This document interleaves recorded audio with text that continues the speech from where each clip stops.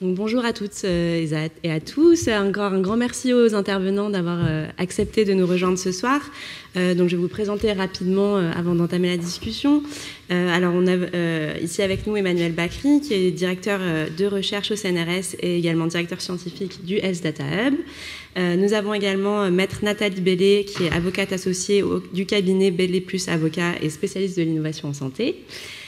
Et monsieur Jean-Louis Davé, donc président de d'Enos Medical Assistance. Peut-être juste un petit point d'éclaircissement avant d'engager les discussions.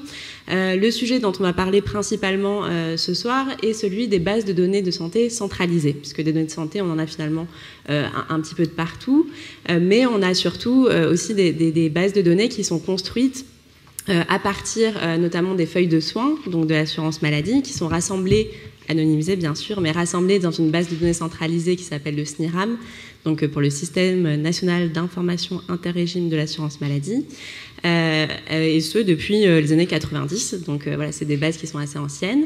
Et d'un autre côté, on a les bases de données qui rassemblent les données liées au séjour hospitalier, donc qui sont rassemblés dans un autre système qu'on appelle le programme de médicalisation des systèmes d'information, PMSI. Et donc, voilà, comme le disait Pierre, ces deux bases de données ont évolué parfois de manière un peu différenciée au cours du temps, mais elles ont été rassemblées assez récemment, puisque ça date de 2016, au sein du système national des données de santé, avec une harmonisation des règles sur lesquelles on reviendra peut-être au cours de la discussion. Voilà, tout ça pour dire que la discussion de ce soir va être centrée sur ces données, ce qui n'empêche pas qu'il y a bien d'autres données de santé qui existent, et donc peut-être qu'au cours de la discussion, on va également aborder aussi les enjeux liés à ces autres types de données de santé. Alors, pour commencer la discussion, j'avais une première question assez générale. Alors, l'idée, voilà, c'est que quand on parle de données de santé, en fait, on parle de nombreux enjeux différents.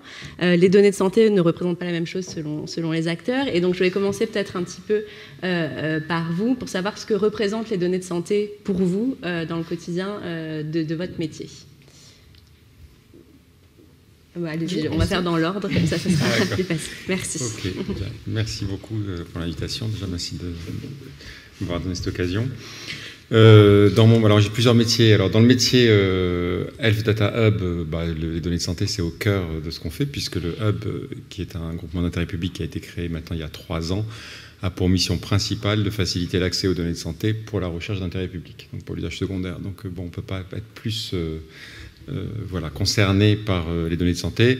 Le SNDS, le Système national de données de santé en particulier, parce que c'est effectivement une spécificité française, c'est une belle base de données de santé. Alors c'est une base de données remboursement, on peut contester le fait que ce soit une base de données santé, mais c'est pas grave. C'est utilisé pour de la recherche en santé, en tout cas, ça c'est clair.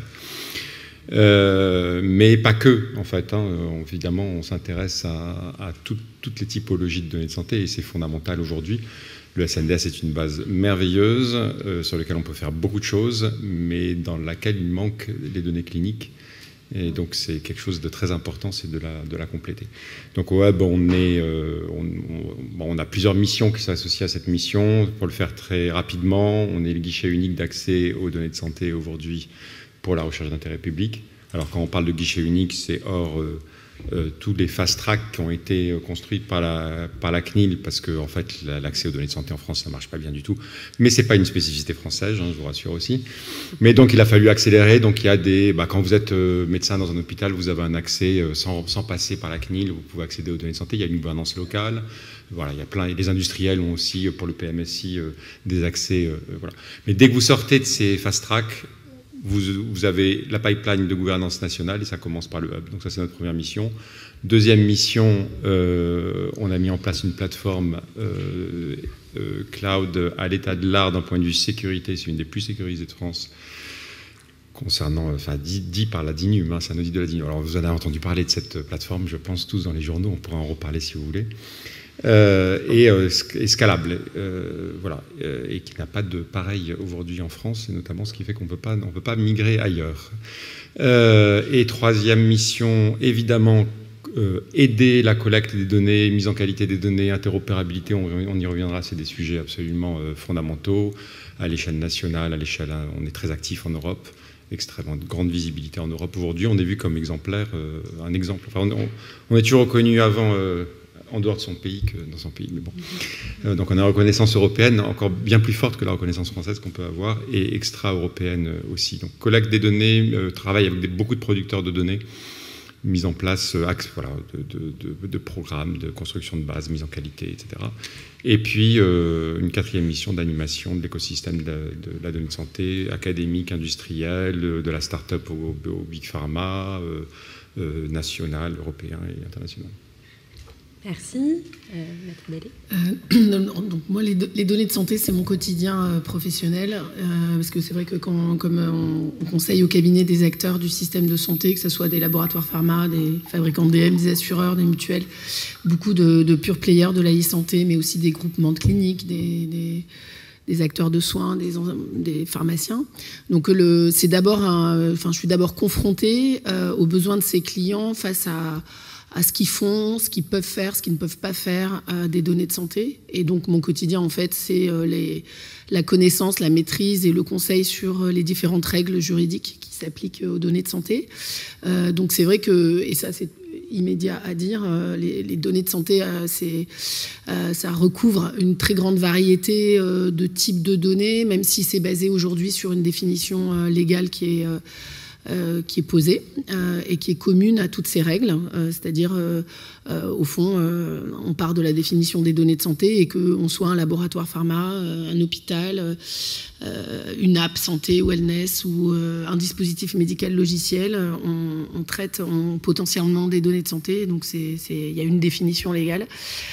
Voilà. Mais il n'y a pas que les règles RGPD. Voilà. Je dirais que mon quotidien sur les données de santé, pour essayer de répondre à l'angle de votre question, c'est l'analyse de différentes règles qui sont hétérogènes et qui s'imposent, dont le respect s'impose, et qui conduisent les porteurs de projets, quel que soit leur statut, privé ou public d'ailleurs, à avoir une approche d'intégration de la contrainte légale pour arriver à un modèle légal et un modèle de conformité satisfaisant. Donc ça, c'est sur la partie conseil. Et je dis quand même, parce que ça, c'est intéressant, parce que je ne suis pas jeune, donc ça fait plus de 20 ans que je fais ce métier, et que pendant très très longtemps, les données de santé, ça n'était qu'une question de conseil, et qu'aujourd'hui, on a des sujets contentieux. Et donc ces sujets contentieux de deux ordres. Le premier, dans le cadre de cyberattaques, avec des sujets de plainte pénale, de mobilisation des autorités compétentes pour faire face à des cyberattaques, à des ransomware, et qui ciblent particulièrement les établissements de santé et les données de santé. Donc sur ce premier volant-là, des sujets un peu connexes de gestion de procédures de violation des données devant la CNIL. Mais on a aussi, et ça c'est très nouveau, des clients qui font face à des contentieux indemnitaires ou de contestation d'accès aux données de santé selon les métiers qu'ils font. Et donc les juridictions sont de plus en plus saisies. Donc ça, c'est intéressant pour les professionnels du droit de regarder au-delà de les règles et puis finalement la soft law, les recommandations, les bonnes pratiques des autorités compétentes, de regarder de près les décisions qui sont rendues, qui peuvent être assez surprenantes en fait, quelquefois. Et donc voilà, il y a tout un développement du contentieux de la donnée de santé qui est assez intéressant quand on est professionnel du droit. Voilà pour le quotidien. Super, merci beaucoup. Donc le quotidien. Alors, c'est un peu comme Emmanuel, il y a 3 métiers chez Denos. Les 2 premiers, je vais passer très vite, c'est l'ingénierie hospitalière clé en main à travers le monde, donc c'est la construction d'hôpitaux dans différentes zones du globe. Deuxième activité, on est fonds d'investissement en medtech et en biotech, donc là effectivement on consomme pas mal de réflexion sur les données. Et la troisième activité sur laquelle je vais m'étendre un petit peu plus, c'est tout ce qui est gestion et organisation de parcours de soins. Que ces parcours de soins soient nationaux ou internationaux. Et dans soins, je vise assez large, j'englobe la prévention secondaire et tertiaire, et notamment sur les maladies chroniques. Alors ça veut dire quoi? Parce que c'est un grand mot toujours, la gestion du parcours de soins. En tout cas, chez nous, ce que ça veut dire, c'est 2 missions. La première mission, c'est d'orienter, de rendre accessible le meilleur de chaque système de santé. En tout cas, ce qu'on estime être, nous, le meilleur de chaque système de santé. Donc, on référence des établissements, des équipes médicales. C'est très important d'aller jusqu'au niveau équipe médicale. en fonction d'un certain nombre d'indicateurs publics. On négocie des prix avec les hôpitaux. On organise pour le compte des patients leur parcours de soins, donc de A à Z, hein, si le patient le souhaite, donc les prises de rendez-vous, la collecte des dossiers médicaux, l'ordonnancement hein, du parcours. On discute pas mal aussi avec les assureurs pour mobiliser un peu toutes les ressources assurantielles qui permettent de solvabiliser le besoin, parce qu'on n'est pas encore dans l'open insurance, donc les gens n'ont pas forcément conscience de toutes les couvertures qu'ils ont à droite et à gauche, ça peut permettre de résoudre bien des problèmes. Et la deuxième mission, elle consiste à garantir aux patients un très haut niveau de personnalisation et de qualité de service pendant le parcours. Parce que nous, on est persuadés qu'une bonne prise en charge, elle ne résulte pas de la seule approche clinique. C'est évidemment fondamental, mais il faut aussi pouvoir garantir une approche globale du patient afin d'assurer son bien-être pendant tout le parcours. Et ça, c'est un point absolument essentiel. Donc, on a un système de conciergerie médicale. Dès qu'un patient fait appel à nous, on va lui dédier ce qu'on appelle un case manager. Donc, il va l'assister et décharger le patient et ses proches de toutes les formalités à l'admission. Pour les consultations même, on peut être amené à intervenir pendant la consultation, notamment quand ce sont des patients étrangers, pour bien faire comprendre les choses. On a un rôle pédagogique aussi pour aider le patient et ses proches à bien comprendre ce que dit un médecin. Un médecin, il peut être le meilleur au monde et puis pas arriver forcément à se faire comprendre. Donc, ça serait dommage de s'en passer. Donc, il faut apporter tout ça. Donc, ça veut dire qu'on a finalement un peu un rôle de tiers de confiance auprès du patient vis-à-vis de l'assureur et des différents professionnels de santé. Donc pour faire ça, on a du personnel pluridisciplinaire, on a des médecins, des infirmières, des techniciens de la formation médicale, des case managers, des gestionnaires, et notre système, et j'en viens aux données, le cœur de notre système IT, c'est un data hub modeste, qui finalement va chaîner autour du patient les informations relative à sa situation globale, pathologique et globale, familiale, sociale, etc. Et l'ensemble également de toutes les données relatives à son parcours, aux professionnels de santé, etc. Donc ça veut dire typiquement les dossiers médicaux, qu'ils soient administratifs ou purement médicaux, les résultats des analyses, des interventions, les factures de soins, les garanties assurantielles. Donc on va très très loin dans l'agglomération des données et également on agrège les bases de données relatives aux différents établissements à travers le monde, aux tarifs affichés, aux tarifs pratiqués, les durées moyennes de séjour également dans les différents établissements. Donc, ça veut dire que, pour faire le parallèle, c'est un espèce de data hub. Alors, il est international, donc on pourrait frimer, c'est pas local, c'est pas national, c'est international, mais enfin, il est très réduit, puisqu'il est réduit finalement à nos patients, et sur le périmètre du consentement qu'ils nous ont donné, et la finalité étant d'accompagner au mieux, en décrivant bien, l'ensemble de ce process. Voilà, très rapidement, le quotidien. Très bien, un grand merci pour vos réponses qui, je pense, d'ores et déjà illustrent un peu la diversité des enjeux qu'on peut avoir liés aux données de santé. Enjeux donc légaux, techniques, politiques, pour l'organisation du parcours de soins, également pour la recherche. Donc c'est déjà un très bon aperçu. Pour rentrer peut-être donc un petit peu plus dans le vif du sujet, l'idée, c'est que je trouve que quand on parle de données de santé, je parle aussi en tant que citoyenne, on est souvent confronté à de nombreuses projections. On a beaucoup d'idées sur ce que ça pourrait devenir, en fait, un usage massif des données de santé, sur ce que ça pourrait permettre. Et ça laisse entrevoir un monde quelque part un petit peu peut-être futuriste, mais peut-être pas tant que ça. Mais du coup, c'était ça un petit peu ma question. Pour vous, quel est l'état des lieux ? Quel serait votre diagnostic sur l'état actuel de l'exploitation des données de santé ? Est-ce qu'on est si loin de ces projections, finalement, ou peut-être pas ? Alors, ça dépend des projections dont on parle. Ouais. Parce que là, en ce moment, ça va dans tous les sens, quand même, du point de vue projection. Alors moi, j'aime pas trop m'amuser à faire des projections, parce qu'il y en a assez qui sont faites aujourd'hui, des prophètes sur l'IA et sur ce que va pouvoir faire l'IA en ce moment. Alors là, c'est le délire, et ça, c'est aussi bien du dystopique que de l'utopique. Hein. Donc, alors je crois qu'à une époque, il y avait quelqu'un qui racontait en conférence que dans la salle, il y avait des gens qui allaient vivre jusqu'à 500 ans grâce à l'IA. Je crois qu'il a arrêté de le faire. Mais voilà, il y a ça. Et puis dans l'autre sens, c'est les assureurs qui vont prendre toutes nos données et qui vont faire plein de choses. Alors, Donc bon, je ne sais pas où mettre la barrière là-dessus, dire ce qui sera réalisable de ce qui ne sera pas réalisable. Il y a une chose qui est, je pense, essentielle. Il y a une chose dont on ne parle pas assez aujourd'hui, et je pense que c'est extrêmement important. C'est de dire ce qu'on est capable de faire aujourd'hui et ce qu'on n'est pas capable de faire aujourd'hui. Parce qu'à force de prophétiser, en fait, il y a un flou total sur cette chose-là. Et c'est très important de comprendre, même l'IA qui avance très vite, on en parle énormément aujourd'hui, il y a plein de choses qu'on ne sait pas faire et c'est important de comprendre les limites de ChatGPT, de comprendre ce que c'est, les limites de machin. Voilà. Toutes ces choses-là, c'est, je pense, plus important. Enfin, il y a toujours assez de monde pour parler pour être prophète, donc c'est toujours... Je pense que, par contre, il n'y a pas assez de monde pour se souvenir des limites et des choses qu'on ne peut pas faire encore aujourd'hui. Bon, maintenant, si je dois jouer absolument le jeu et nommer certaines choses, d'abord, je pense que la révolution des données de santé, c'est réel, enfin, qu'on attend et qu'on espère, c'est une vraie révolution des données de santé, c'est pas une révolution des méthodos, c'est pas une révolution de l'IA, c'est la révolution de l'IA en santé, elle passe avant tout par une révolution des données, ça j'en suis convaincu. On a un vrai problème aujourd'hui d'accès aux données. Dans mon quotidien, j'ai parlé de mon quotidien de Hub, je pourrais juste mentionner mon quotidien de chercheur CNRS. Il y a 9 ans, quand j'ai commencé à travailler sur les données de santé, j'avais gagné un appel à projet avec la PHP de l'État et je devais travailler sur les bases de données de services d'urgence. Elles sont là, elles existaient, elles étaient sur un serveur. Et j'ai reçu 2 ans de financement pour un ingénieur. J'étais tout content, j'embauche mon ingénieur et j'ai attendu les données. Et j'ai attendu les données 3 ans.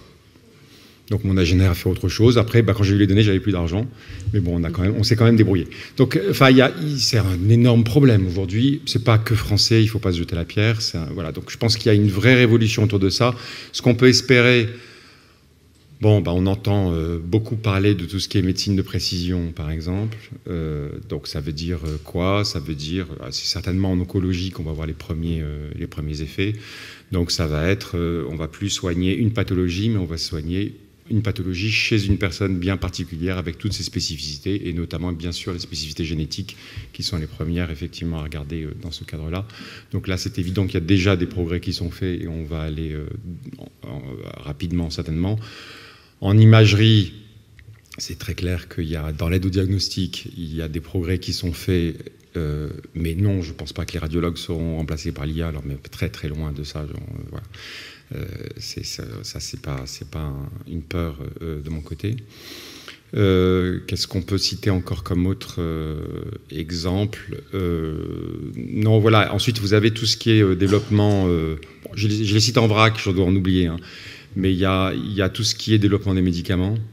Tout ce qui est essais cliniques qui devrait s'accélérer aussi avec l'utilisation des données de vie réelle. Donc ça, c'est vraiment quelque chose qui est un énorme mouvement mondial. Toutes les agences de certification le disent, il faut utiliser les données de vie réelle, ça va être un coup d'accélérateur qui va permettre de développer beaucoup plus rapidement et beaucoup moins cher, normalement, de nombreux médicaments et certainement aussi dispositifs médicaux. Donc là, il y a un grand rôle là-dessus. Et puis, il y a le Covid qui est quand même pas très loin, donc on pense forcément à des applications toutes simples. Hein. Enfin, vous savez, si on a les bonnes bases de données de santé, mais 99% des applications, ça va être des méthodes statistiques hyper standards et ça sera assez révolutionnaire. Donc, le suivi des pandémies et des choses relativement simples, comme ce qui a été fait en France sur la base du SNDS, malheureusement un petit peu trop tard, mais le SNDS, vous en avez parlé, c'est ce qui a permis, je crois ça doit être 9 mois après la première vague ou 10 mois après la première vague, de balayer d'un revers de main l'hydroxychloroquine, par exemple. Donc ça, c'est des choses qu'on peut faire très facilement avec ce type de base-là.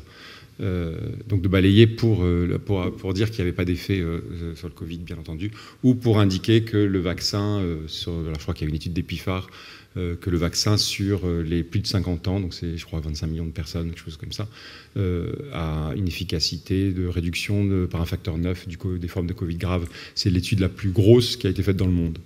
Donc ça, c'est voilà, quelques exemples. Merci.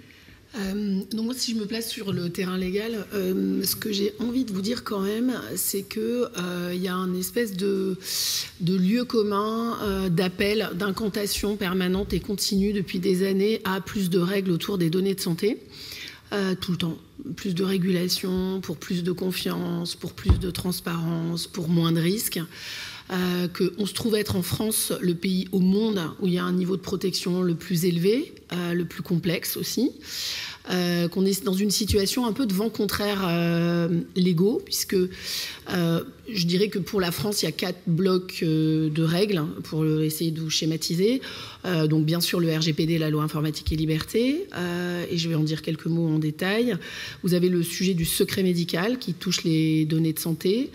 On a le sujet très spécifique français de l'hébergement de données de santé avec ce métier réglementé et contrôlé depuis quelques années. Et puis il y a le bloc de règles très spécifiques de l'accès aux données du SNDS qui sont là aussi un garde-fou supplémentaire. Donc ce qu'on constate, et je ne vous parle même pas de toutes les règles liées à l'interdiction de la discrimination en santé, qui encadrent les produits d'assurance par exemple, qui encadrent les lois sociales d'emploi, autre exemple, et je pourrais vous donner plein d'exemples. On est au-delà de 35 infractions pénales en France potentielles autour de la donnée de santé. Donc avec un niveau de sinistre, alors pénal quasi nul, contentieux, je vous le disais, ça augmente, mais assez faible. Je vous parlais de vent contraire, parce que pour vous prendre que l'exemple des assureurs, puisqu'on est un peu dans la thématique aujourd'hui, on voit que le RGPD, qui est pour moi un texte extrêmement bien fait du point de vue des données de santé, qui a rappelé le principe d'interdiction et puis qui a listé une série d'exceptions. Dans ces exceptions de traitement des données, on y retrouve tous les métiers ou les traitements qu'on va considérer comme évidemment légitimes et nécessaires à traiter des données de santé, la recherche scientifique, les soins, mais on va y retrouver aussi de manière très spécifique les produits de santé, les médicaments, les dispositifs médicaux, le législateur européen considérant que ce sont des produits qui présentent un intérêt public, en fait un intérêt de santé publique, et on y retrouve aussi la protection sociale. C'est-à-dire que le législateur européen a estimé que parmi les métiers il y avait 3 grandes catégories de métiers légitimes à accéder aux données de santé, la protection sociale, les soignants, pour résumer, et les producteurs de produits de santé.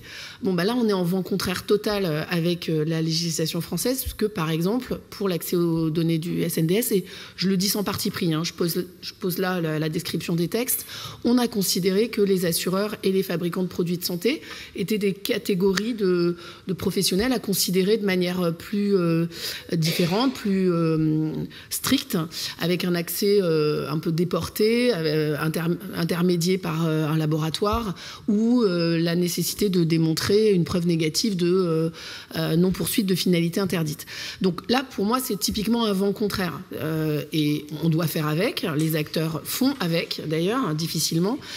Mais quand on parle de projection, typiquement, mon point de vue d'expert légal, c'est de dire pourquoi tout ça, parce qu'au fond, on a des règles très efficaces dans le socle général que sont la protection des données à caractère personnel et notamment des données de santé. Et rajouter des règles spécifiques ici ou là, ça rend le décor un peu complexe. Et en tout cas, c'est en vent contraire de règles européennes. Donc voilà, la projection pour moi, il ne faudrait pas plus de règles. Et malheureusement, on nous annonce un règlement européen qui va s'appeler Espace européen des données de santé et qui va rajouter des règles enfin, en tout cas, c'est mon point de vue, qui va complexifier et considérer que certaines données doivent être rendues accessibles obligatoirement à certaines conditions. Donc voilà, donc je dis juste, moi, ma projection, c'est trop de complexité pour des risques que chacun connaît, que tout le monde partage, sauf aujourd'hui, concrètement, les cybervoyous, puisque les acteurs, quels qu'ils soient, publics, privés, sont plutôt très respectueux de ces règles, très conscients. À part, il y a toujours des hommes en embuscade, mais c'est très résiduel, qui a quand même un parti pris sur certaines catégories professionnelles, qui ont pourtant fait leurs preuves pour le traitement des données de santé.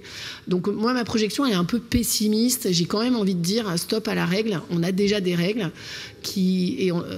on peut se baser sur ces règles-là pour faire de la régulation, de la confiance, de la transparence.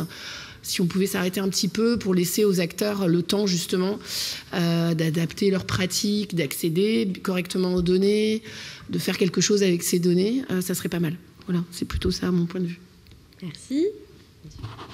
Alors je vais rebondir plutôt parce que je suis assez d'accord avec ce qui vient d'être dit. Donc moi, je ne suis pas trop d'accord. Mais je suis d'accord avec vous, en l'occurrence. Et par rapport à Nathalie, je vais rebondir sur 2-3 points, parce que, vous voyez, on citait tout à l'heure, je ne sais plus qui disait, là, je crois que pour une fois qu'on est bien placé à l'OCDE. Il y a une étude assez intéressante qui a été publiée il y a 2 ans par l'OCDE et qui classe un peu les pays par rapport à leur approche des données de santé. Il y a 2 axes. Il y a un axe gouvernance et il y a un axe maturité et usage. Et alors la France, et ça rejoint ce que dit Nathalie, la France est très bien placée sur la gouvernance. Alors quand on dit gouvernance, ça veut dire qu'on a mis en place les règles, on estime en avoir suffisamment, c'est protégé, etc. Et puis on est beaucoup moins bien placé sur l'usage et sur la maturité. Alors partant de là, on peut avoir plusieurs questions. La première, c'est est-ce que trop de gouvernance tue l'usage ? Bon. La deuxième, c'est est-ce que le système de gouvernance est globalement rigide, etc. Mais après, c'est les décrets d'application, entre guillemets, qui coincent un peu. C'est un peu long, c'est un peu administratif, etc. Puis le troisième, c'est est-ce que les acteurs qui demandent l'accès aux données ont suffisamment d'allant et d'imagination, qui peut être aussi une question pour toutes les parties prenantes. Alors, sur la gouvernance, moi, je trouve effectivement qu'il y a quand même beaucoup de choses qui sont en place. Après, j'ai quelques interrogations, mais quand je vois dans un système de gouvernance qu'il y a des responsables de traitement conjoints, alors je sais pas moi que ça échange entre le Health Data Hub et la CNAM, voilà, je me dis, est-ce que c'est ce qu'il y a de plus simple ou pas, sachant que pour rebondir sur ce que venait de dire Nathalie, comme on est dans un système français où ce sont les frères ennemis, la CNAM et les complémentaires, on ne risque pas, en ayant ça, de faciliter peut-être la collaboration entre les deux. Et puis après, il y a la question de la maturité, de l'usage, etc. Moi, je ne sais pas si les assureurs ont toutes les idées en place sur qu'est-ce qu'on peut faire avec les données, quels services on peut proposer, etc. Il y a un vrai sujet. C'est un autre métier, il y a un vrai sujet, il faut approfondir. Et je vais prendre un exemple que j'ai en tête, alors peut-être qu'il est trop caricatural, mais j'ai en tête le débat incessant sur on n'a pas accès aux codes détaillés. On n'a accès qu'à des codes agrégés pour les complémentaires, etc. Bon. Bien. Est-ce que c'est si grave que ça, quand on a un métier d'assureur santé? Première question. Deuxième question. Il existe des référentiels, quelque part, qui sont accessibles publiquement entre des codes agrégés et des codes individuels. Alors, c'est un peu de boulot, mais compte tenu des tarifs totalement alambiqués qu'on a sur les codes individuels, il y a peut-être moyen, je ne sais pas, de rapprocher les choses. Ça revient à quoi? Ça revient à un système de n équations à p inconnues. Alors, à l'époque où on glose à non plus finir sur l'intelligence artificielle, je veux bien qu'il y ait plusieurs solutions à cette équation, mais il y a quand même du travail qui peut être fait. Voilà. Donc, je ne sais pas si, dans ces 3 critères qui peuvent vous interroger sur cette matrice où on n'est pas dans la bonne case, s'il n'y a pas quelques travaux à faire. Sinon, on a un système, moi, je trouve, bien régulé, et je suis aussi un fervent du RGPD. Alors après, c'est les décrets d'application, et c'est vrai, quand on a un business international, par contre, entre les spécificités françaises, les spécificités des autres pays, la réglementation purement française, qu'est l'HDS, l'IPA aux États-Unis, les règles bioéthiques qui peuvent être différentes, là, mais avant qu'on arrive à une normalisation de tout cela, je pense que c'est totalement illusoire. Je peux rebondir un tout petit peu. Merci, oui, je peux laisser rebondir. Non, mais je pense que sur le fond, on est d'accord, mais je voudrais apporter quelques... Enfin, je ne sais pas, en fait, si on est d'accord ou pas, en fait. Voilà, je voudrais... Sur le RGPD, c'est une bonne chose, le RGPD. Je suis tout à fait quelqu'un qui apprécie beaucoup le RGPD. Maintenant, il y a des gros trous dans la raquette avec le RGPD. Il y a des énormes trous sur les données de santé. C'est-à-dire que, justement, ça a laissé le RGPD, qui est normalement un socle commun, qui devrait permettre une sorte d'homogénéité en Europe, a conduit sur la donnée de santé à l'hétérogénéité la plus grande. C'est-à-dire qu'en fait, tous les pays, les façons d'accéder aux données de santé sont différentes dans tous les pays. C'est un enfer. Le statut de qu'est-ce qui est une donnée pseudonymisée, qu'est-ce qui n'est pas une donnée pseudonymisée, qu'est-ce qui est anonyme, chaque pays a son interprétation. Chaque pays a rajouté des couches de juridiction par rapport aux données de santé. Donc de ce point de vue-là, c'est un socle qui est bien, mais qui n'a pas été assez fort du point de vue de l'homogénéité, je pense. Sur la gouvernance telle qu'elle existe aujourd'hui en France, c'est quand même difficile de dire que ça fonctionne bien quand même. Alors, vous ne pouvez pas dire ça. Là, je suis désolé. Pour une fois qu'on est bien placé à l'OCDE, c'est pas vrai. Non, mais la gouvernance, la gouvernance est totalement hétérogène suivant les établissements de santé. Il n'y a pas de règles.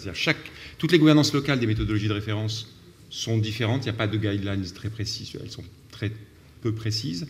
Il y a certaines bases de données qui fonctionnent avec des gouvernances catastrophique. Mais ça, c'est connu, mais catastrophique. Ça veut dire que c'est discrétionnaire, vous attendez 5 ans, vous n'avez pas de réponse, c'est à la tête du client, c'est voilà. Alors, pas du tout toutes, mais ça existe. On a la place pour ça. Les institutions qui dirigent ces bases de données le savent très très bien, mais ne veulent surtout pas intervenir parce que ça serait trop bousculer les gens et ça serait compliqué politiquement. Ça, c'est des choses qui sont très très bien énoncées. Donc on ne peut pas dire que la gouvernance, ça fonctionne bien. Et pendant le Covid, on l'a vu, je veux dire, pendant le Covid, c'était tellement difficile d'accéder aux données de santé que, et ça je suis tout à fait d'accord avec vous, c'est-à-dire que la plupart des acteurs, ils veulent faire le bien en utilisant les données de santé. Il n'y a pas beaucoup de voyous. Mais force est de constater que la plupart des chercheurs... Moi, j'étais mandaté par le Premier ministre pour copiloter une task force d'attaque contre le Covid. Donc j'ai vraiment, que pendant la première vague, au bout de 4 mois et demi, j'ai rendu mon tablier tellement c'était impossible de faire quoi que ce soit. Mais j'ai bien vu ce qui se passait. Le nombre de chercheurs qui avaient sur leur ordinateur des noms d'individus avec les numéros de téléphone et les adresses, vous ne pouvez pas imaginer combien il y en a eu. Enfin, des choses totalement illégales pour le bien commun, pour pouvoir accélérer, parce que sinon ça ne fonctionnait pas, et il fallait attendre des années pour que ça se passe. Et dernière chose, et j'arrête, c'est promis, sur l'Europe, sur l'espace européen de données de santé, donc ça c'est un sujet que je connais bien, alors moins bien que vous certainement d'un point de vue juridique, mais quand même très bien, parce que mon équipe, on est leader du consortium qui opère la préfiguration de l'espace européen de données de santé, donc je vais à Bruxelles très régulièrement, notamment pour discuter de ce texte-là. Bon, quand le texte, je ne dis pas qu'il est parfait, le texte, oui, il a bougé. Je ne suis pas la seule à l'avoir... Il bouge, et je pense qu'il bouge dans le mauvais sens. Je pense que la première version était meilleure que les versions suivantes. Mais dans les versions d'aujourd'hui, par exemple, il y a toujours un délai de réponse quand on a une demande d'accès de 2 mois, une mise à disposition sur la plateforme de 2 mois, et ensuite une mise à disposition aussi de 2 mois pour l'utilisateur maximum. Et si le producteur de données n'est pas d'accord ou met plus que 2 mois pour partager ses données, il y a une amende. Mais ça, c'est révolutionnaire par rapport à ce qui existe en France. Oui, après, on peut se poser la question, est-ce bien ou pas, mais... Non, oui, mais en tout cas ça casse on ne peut pas dire que ça rajoute des règles pour rendre le système plus lourd. Ça non, je ne crois pas. Ensuite, on peut dire qu'il y a des effets pervers à ça. Oui. Peut-être, et que c'est peut-être pas des bonnes choses, mais ça alourdit pas. C'est très lourd déjà aujourd'hui. Oui. Enfin, tout à l'heure, mon propos était sur la régulation. Hein. Je ne parlais pas de la gouvernance. Les règles, ce qui est possible et interdit, me semblent suffisantes. Là, la gouvernance, c'est comment j'accède. Parce que les règles, par exemple, vous dites il y a des institutions qui ne donnaient pas accès. Mais elles typiquement, n'ont pas le droit de ne pas donner accès. Il y a des règles sur l'accès aux données publiques. Donc, en fait, ce n'est pas une question... c'est pas une question de règles existantes, en fait. C'est une question, en effet, politique, de gouvernance. C'est pour ça que moi, mon point de vue n'est pas la gouvernance fonctionne bien. Mon point de vue, c'est en termes de législatique, enfin de législation, c'est largement suffisant. Après, sur l'espace européen, il y a un parti pris. Mais voilà, je vais vous donner mon point de vue personnel. Moi, je suis toujours pas à l'aise ou jamais à l'aise avec des règles de captation de biens ou de produits ou de services ou de données qui ont été produites sur des investissements privés en l'occurrence, et d'obligation de les mettre à disposition. Il y a d'autres enjeux, c'est bien en termes de santé publique, mais on ne peut pas faire les bisounours, pardon d'être un peu direct, mais il y a des enjeux industriels, il y a des enjeux de secret des affaires, il y a des enjeux de concurrence, et le monde est ainsi fait qu'il y a des produits à mettre sur le marché, et que donc il y a des enjeux qui, ici, sont tellement faiblement pris en compte. Je suis d'accord. Voilà. Donc, je suis d'accord. Et par contre, à l'inverse... Donc on repart sur une réglementation déséquilibrée, quand même, public-privé. Voilà. Donc, à l'inverse, vous avez en France plein de données de santé qui sont produites, qui sont en gros remboursées par l'assurance maladie, donc c'est un bien public, et qui ne sont pas partagés parce que c'est du privé. Oui, bien sûr. Donc non, je suis d'accord avec vous sur l'espace européen de santé là-dessus, mais ça marche, ça ne fonctionne pas. On ne peut pas dire que ça fonctionne bien en France. Donc peut-être, merci beaucoup. Hein. Donc on est parti très vite sur la question des barrières, qui est finalement la question centrale sur ce sujet. Donc vous avez évoqué de nombreuses barrières légales, des barrières en termes de gouvernance. J'ai l'impression que finalement, tout le monde est d'accord. C'est très compliqué. Et du coup, ma question, ce serait, du coup, pourquoi est-ce que ça ne bouge pas, selon vous? Est-ce que c'est d'ordre politique? Est-ce que vous identifiez certains acteurs, certaines problématiques? Voilà. Moi, si je peux commencer, j'ai quand même le sentiment que c'est multifactoriel. Voilà, il y a des méconnaissances de règles, tout bêtement, hein, pour repartir de la base. C'est vrai que c'est pas un ingrédient, et pourtant c'est un ingrédient quotidien des gens, et essentiel. C'est assez intéressant de voir, donc les données de santé comme d'autres données sont considérées par quelques autres données comme des données dont la collecte par principe est interdite, parce qu'elles touchent au cœur de la vie privée des individus, à côté de l'appartenance politique, religieuse, origine ethnique, orientation et vie sexuelle, voilà, des données qui naturellement, pour tout un chacun, on voit immédiatement, comprend immédiatement que c'est l'intimité de la personne et que c'est pourquoi elles doivent être protégées. En France, en l'occurrence, la Cour de cassation a rajouté en disant c'est le cœur du cœur de la vie privée, la santé, beaucoup plus que la vie amoureuse ou la vie patrimoniale. Donc c'est intéressant de voir qu'en effet, c'est donc le quotidien, le quotidien des gens. Et pourtant, les règles sont méconnues. Donc je pense qu'il y a un premier facteur qui est... et il y a beaucoup de fantasmes et de sur-risques voilà. Et en même temps, peut-être de mauvaises pratiques. Donc ça, c'est un premier facteur. Après, moi, j'ai quand même l'impression que il y a trop de couches complexes de lisibilité. Au-delà de je ne sais pas ce que c'est complexe. Il y a des règles complexes à mettre en œuvre avec plusieurs autorités compétentes. Et on ne sait pas trop qui pense quoi, il n'y a pas d'alignement sur certaines doctrines. Par exemple, l'intérêt public, il n'y a pas d'alignement, c'est dommage. L'intérêt public, on devrait être tous alignés sur l'intérêt public. Enfin, voilà, donc, voilà. Après, il y a sûrement des questions de coût. On peut imaginer... Voilà, c'est multifactoriel, comme ça. Et puis il y a beaucoup d'anxiété, donc ça fait il y a des freins. On n'ose pas avancer, on n'ose pas dire qu'on veut les données. Il y a des acteurs qui n'osent pas dire qu'ils ont des données, ce que vous disiez aussi. Donc voilà, c'est quand même multifactoriel. Je ne disais pas qu'ils n'osaient pas dire, ouais. Je disais qu'ils ne voulaient pas partager. Mais je suis d'accord sur le fait que c'est multifactoriel totalement. Maintenant, il y a un facteur qui est extrêmement important, et vous l'aviez évoqué juste un petit peu avant de façon implicite, qui est la valorisation. Ah oui. Valorisation financière et valorisation scientifique. Ça, c'est des freins majeurs, mais vraiment majeurs. C'est-à-dire qu'il n'y a pas de règles de valorisation, c'est pas clair.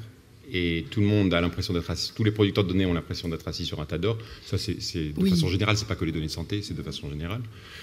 Et en France, il y a des problèmes de financement clairs des instituts de santé qui, du coup, vont essayer de compenser en faisant payer l'accès aux données de santé, mais c'est pas une histoire que de... Alors, c'est une valorisation financière qui peut aussi passer par une valorisation scientifique, parce que vous savez que vous avez un système très vicié en France avec les points SIGAPS, qui est que quand vous signez des papiers dans des revues de grand A, vous allez avoir, si l'établissement a un certain nombre de ce signature-là, vous allez avoir des financements qui vont arriver de l'État supplémentaire. Donc il y a des grands enjeux de co-signer des papiers, et puis en fonction de la position de la signature, et vous avez deux stratégies à ce moment-là. Soit vous cherchez à faire des très très bons papiers dans des revues extrêmement connues, soit vous faites plein de papiers dans des revues de second rang dont vous êtes éditeur.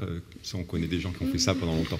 Mais voilà, il y a plusieurs techniques. Mais donc c'est un système qui fonctionne très très mal, avec plein de biais. Enfin, je veux dire, les hôpitaux, notamment les Parisiens, ont optimisé ça un maximum, parce que c'est tellement biaisé comme façon de faire, donc ils ont réussi à trouver plein de choses pour optimiser.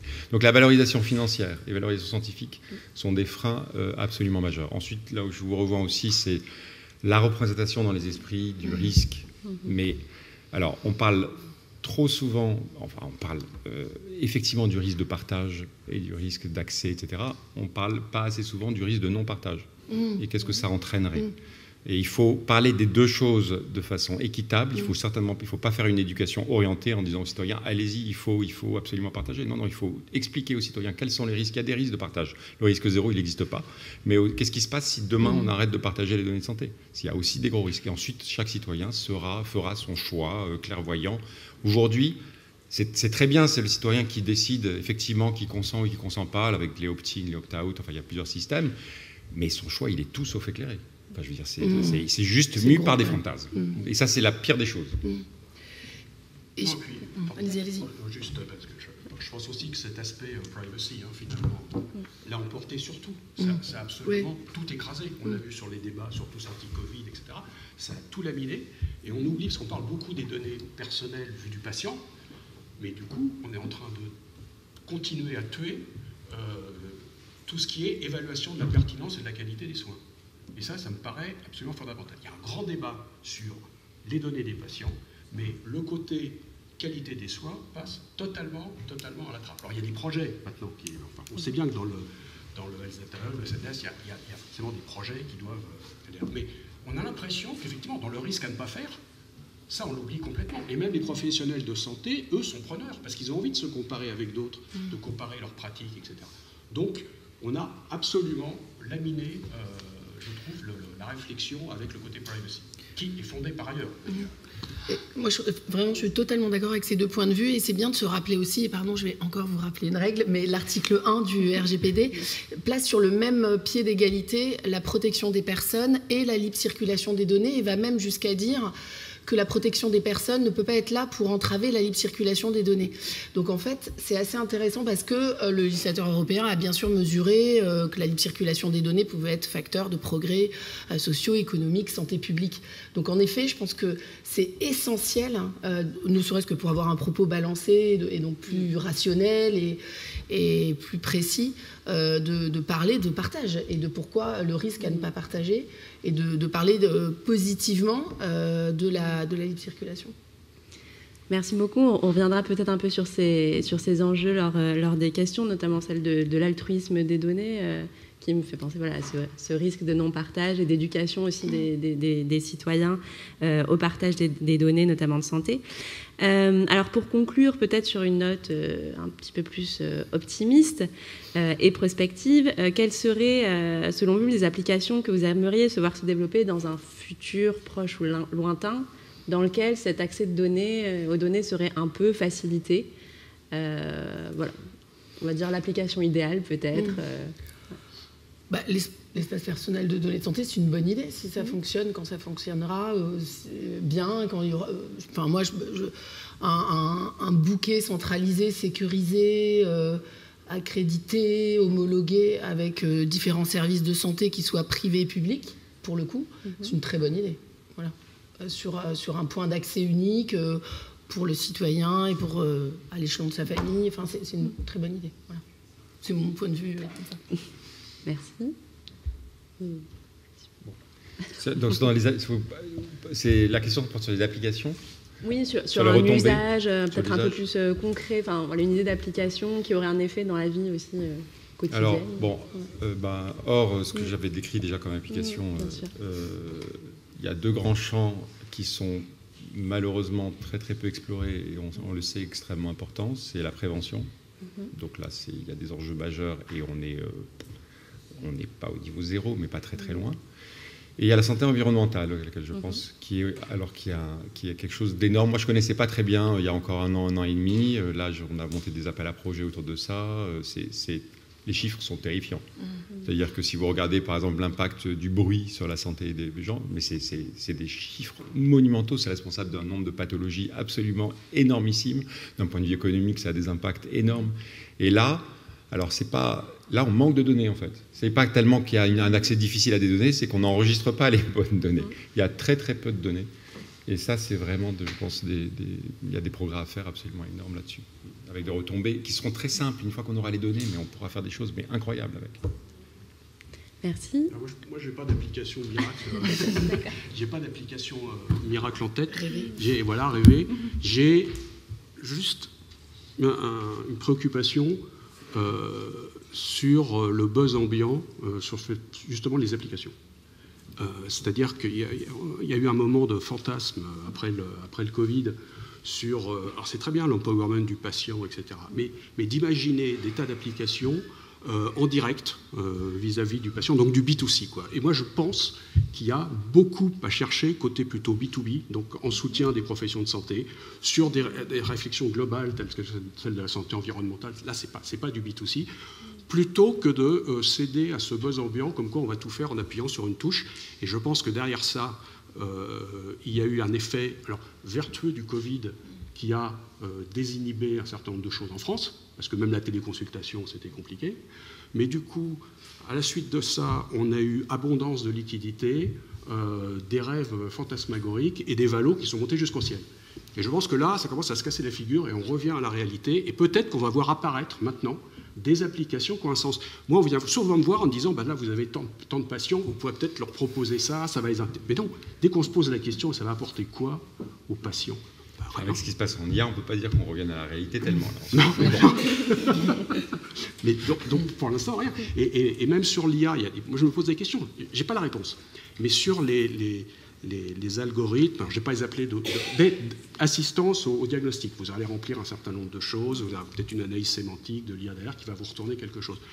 Moi, je ne sais pas si la plus grande valeur de ça, c'est vraiment que chacun puisse aller dire ce qu'il pense pour voir, par exemple, que va lui diagnostiquer l'IA, ou si la valeur, elle est peut-être plutôt en B2B pour aider au triage dans les urgences ou dans les hôpitaux, etc.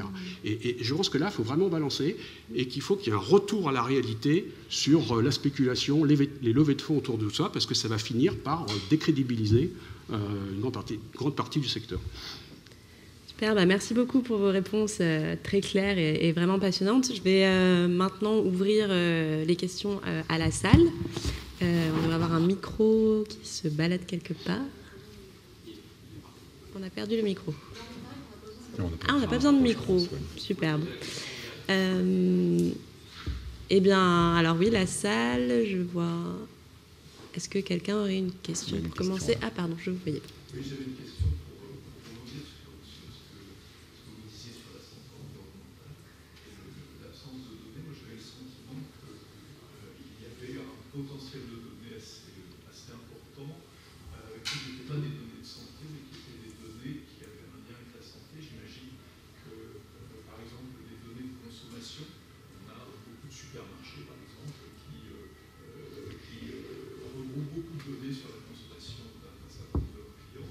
Et j'imagine qu'à un moment ou à un autre, on devrait pouvoir faire un rapprochement entre la consommation du Nutella, par exemple, et le nombre de diabétiques 20 ans après. Il doit y avoir certainement des choses qui ne sont pas des données de santé, qui doivent être moins frustrantes à travailler, parce que ce sont plus accessibles. Et je me demandais si, pour rentrer dans des logiques un petit peu, c'est de quoi dire, il n'y a pas que la santé, mais il y a aussi l'environnement, il y a aussi les comportements et modes de vie qui ont une incidence sur la santé. Je me demandais si tous ces éléments-là étaient réellement aujourd'hui complètement pris en compte dans le travail. Alors, deux réponses brèves. D'abord, il faut savoir qu'il y a quand même une initiative du ministère de la Transition écologique qui s'appelle le Green Data for Health. Donc, ils ont fait un hub de données santé environnementale, exclusivement environnementale. Alors, c'est pas comme le Data Hub, c'est-à-dire que là, c'est juste un portail qui pointe vers des données qui sont potentiellement utilisables et qui donne des métadonnées et des règles de gouvernance d'accès à ces données-là. Donc ça, c'est bon. Et nous, on travaille beaucoup avec eux. Moi, j'ai fait des appels à projets. Enfin, on a lancé des appels à projets avec eux. Et c'est à ce titre-là que je vous dis qu'il n'y a pas beaucoup de données santé environnementales.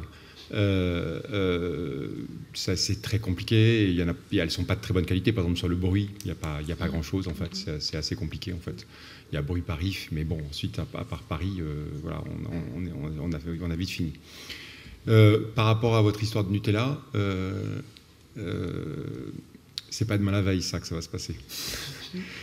Alors là, ça va être excessivement difficile. En fait, les croisements de données de ce type-là, je pense qu'il y a des barrières quasi insurmontables. Pendant la mission que j'avais pour la première vague Covid, il y avait une base de données qui valait de l'or pour traquer, pour comprendre comment l'épidémie se propageait, qui était la base de données de retrait des cartes bancaires. Ça, c'était quelque chose dont on aurait pu faire des miracles avec ça.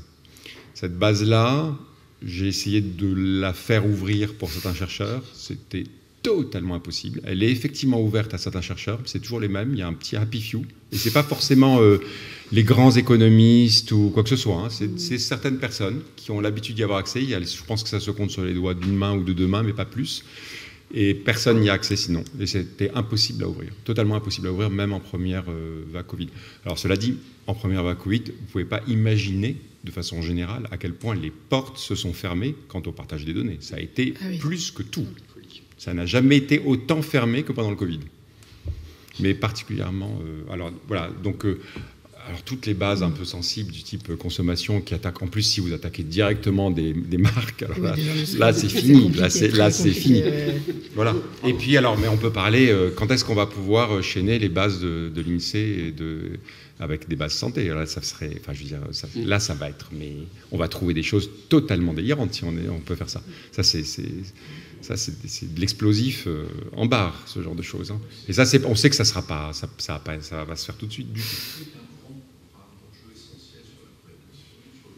Oui.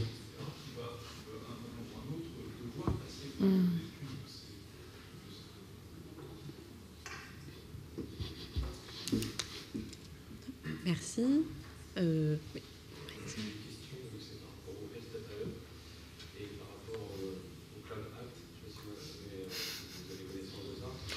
Oh oui, quand même. Si je vous disais non, quand même, ce serait quand même un peu gonflé de ma part.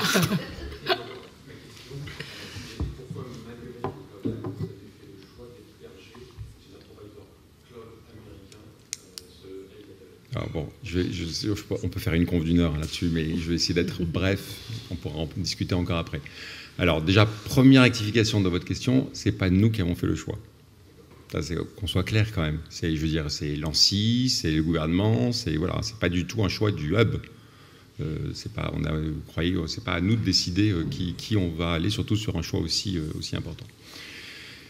Alors, pourquoi est-ce qu'on est chez Azure ?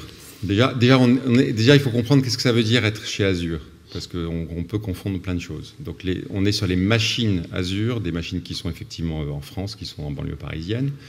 On n'a aucun framework Azure. Ça, c'est important, notamment, enfin, ça peut être une déception pour les chercheurs quand ils viennent dans nos espaces, dans nos bulles sécurisées, c'est qu'ils ne retrouvent aucun outil Azure. Hein. C'est que des frameworks, parce que les outils Azure ne sont pas sécurisés comme il faut. Encore une fois, pour rappel, on est une des plateformes les plus sécurisées de France d'un point de vue cyberattaque. Là, je ne parle pas Cloud Act, je parle cyberattaque.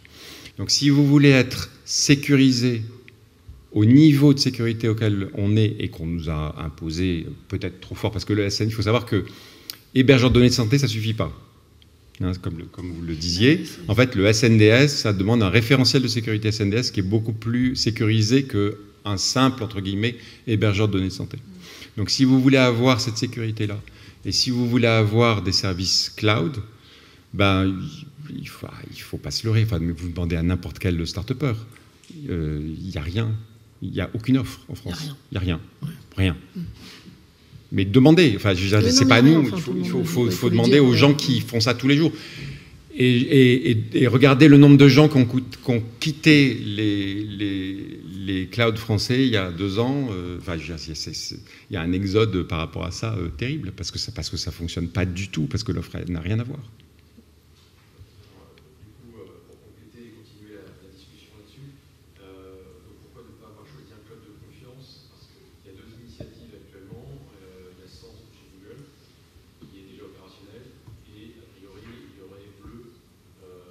Qui n'existe toujours pas. On parle de Bleu, mais la société n'existe pas. Bon, ça fait 1 an et demi quand même qu'on en parle de Bleu. Mais non, mais il faut vous rendre compte que les temps de ces choses-là, mais c'est énorme, c'est gigantesque les temps de ces choses-là. Le ministère de la Santé avait annoncé, je ne sais plus, je pense que c'était Véran, avait annoncé qu'en 2023, on migrerait. Mais on est allé les voir tout de suite en disant « mais vous êtes totalement fous, c'est juste impossible ». Et on l'a dit à la CNIL. Mais ils ont forcé la chose en disant « non, c'est ce qu'on va annoncer ». Mais on savait très bien qu'en 2023, c'était impossible. On l'a toujours dit, on l'a toujours clamé haut et fort en disant « c'est totalement impossible ». Là, nos deadlines, maintenant, c'est 2025. On n'est pas, d'abord, une chose à savoir, c'est qu'on n'est pas lié à Microsoft. On quitte du jour au lendemain. C'est-à-dire qu'on n'a pas de clause voilà. Maintenant, il faut qu'il y ait une offre qui existe. C'est extrêmement complexe à construire.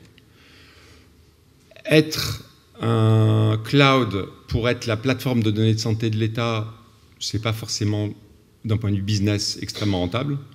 Donc, vous avez des grands clouders français que vous connaissez très bien, qui n'arrêtent pas de taper sur le Health Data Hub et sur le choix de Microsoft en disant on aurait pu être la plateforme, mais qui en fait, en off, en ont absolument rien à faire et ne voudraient certainement pas être la plateforme de données de santé, parce que c'est pas intéressant d'un point de vue business, donc il y a aussi ça. Hein, et c'est des coûts de développement qui sont absolument énormes.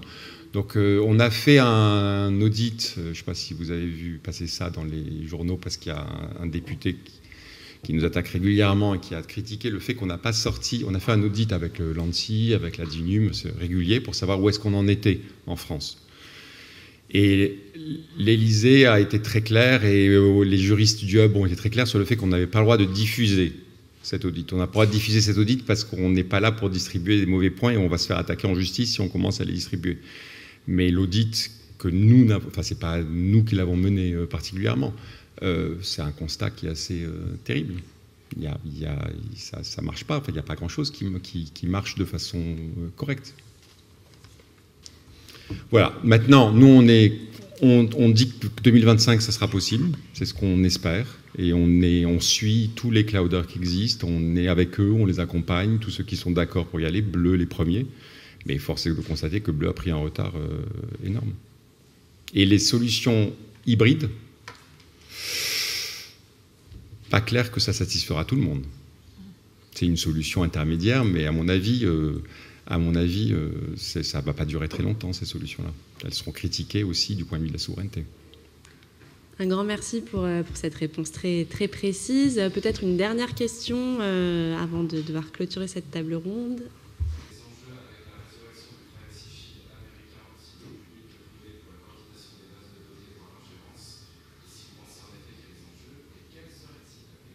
Je vais vous laisser répondre peut-être. Oui.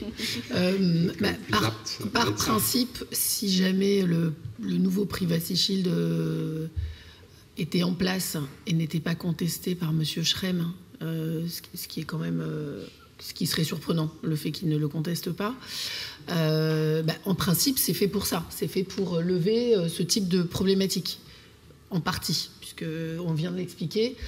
C'est pas qu'une question... En fait, ce n'est pas qu'une question de légalité, la souveraineté, c'est aussi une question de périmètre et de capacité à faire. Voilà. Donc, mais en principe, le Privacy Shield a cette vocation-là, non pas spécifiquement d'ailleurs pour les données de santé, mais plus généralement pour les transferts de données. Mais d'abord, assez récemment, il y a eu une grosse critique qui a été sortie sur le projet texte, donc je pense que ça va différer un peu la chose. Et ensuite, on sait déjà qu'il y a des activistes. Et là encore, je ne prends pas parti ni pour les uns mais pour les autres, mais il y a vraiment, c'est pas caché. Il y aura des mises en cause de ce texte, parce qu'au fond, la législation américaine en particulier ne va pas être modifiée. Donc, est-ce qu'on va arriver dans un accord UE-US à régler ce problème? C'est a priori non. Donc, ça va durer un temps. Et puis après, ça sera contesté. Et puis voilà. Donc, moi, je trouve que c'est assez incertain, en fait. C'est pas... Mais bon, l'enjeu, c'est dommage parce que, en tout cas, sur le papier, c'est le véhicule de la réponse. Le véhicule légal de la réponse, en tout cas. Et juste, je voudrais revenir un tout petit peu en arrière parce que je voudrais profiter de cette table ronde pour aussi expliciter exactement où est-ce qu'on en... Enfin, ce qui se passe par rapport à Azure aujourd'hui, d'abord pour peut-être soit pour vous rassurer ou pour vous faire plus peur, je ne sais pas, ce sera à vous de décider, mais au moins ce qui existe aujourd'hui, les données, quand elles ne sont pas utilisées, sont cryptées, tout ce qui est sécurité, tout ce qui est clé de chiffrement, c'est contrôlé par le hub, rien n'est contrôlé par Microsoft. Aucun ingénieur de Microsoft n'a le droit de toucher à la moindre donnée de santé, qu'elle soit cryptée ou pas. Les seules données, c'est explicite, le Conseil d'État nous a demandé de rajouter des clauses, on a des pages de clauses là-dessus. Les seules données qui ont le droit de remonter sur des serveurs placés aux États-Unis sont des données d'administration, mais il n'y a absolument pas la moindre donnée de santé qui peut sortir. Et encore une fois, la difficulté, ça a été de trouver un cloud digne de ce nom, qui soit capable de développer en un temps record, ils ont fait ça en 9 mois, un développeur en temps record, des services de sécurité qui savaient dialoguer avec nos services de sécurité qui sont externes au cloud et qui sont contrôlés par nous. Donc voilà, aujourd'hui en tout cas, voilà ce qui fonctionne aujourd'hui. Pour le pire ou le meilleur, ça dépendra, ça sera à vous de décider. Très bien, et bien écoutez, un grand merci. On va s'arrêter ici, mais sans doute que la conversation pourrait être poursuivie autour du cocktail. Je peux laisser... ouais. Dans la salle au-dessus. Il faut monter plusieurs étages. En tout cas, un grand... Parfait. Grand merci à vous.